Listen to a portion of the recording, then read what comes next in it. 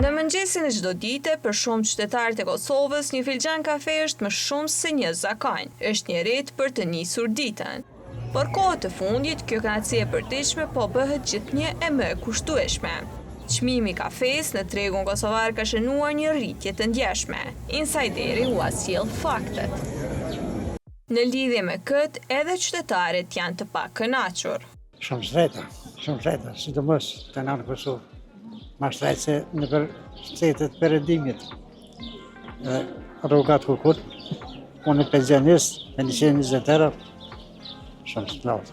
Personalisht qytetarët jam veç vetë, se jam veç vetë që 4 euro më duhet me argju në ditët. 30 ditë, 120 euro, ka 4 euro, që ato duhet me. E me 4 euro çka mund të shambull gjatë ditës me ble, ose? Një bukë, një qorës edhe kërë gjithë ditë. Tash po thuhet që kam ushtrejtu edhe çmimi i bukës, sa can kam u bë një bukë.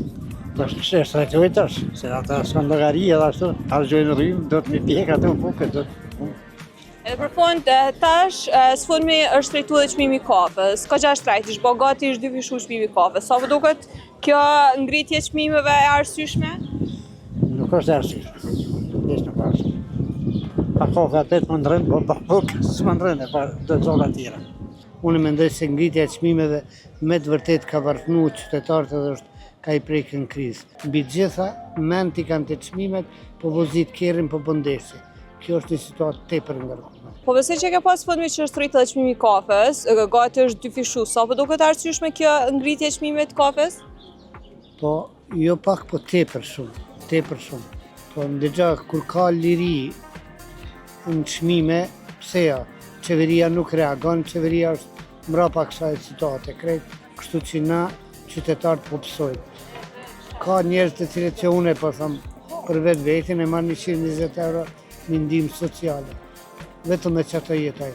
Mbi gjitha ka më të tjerë.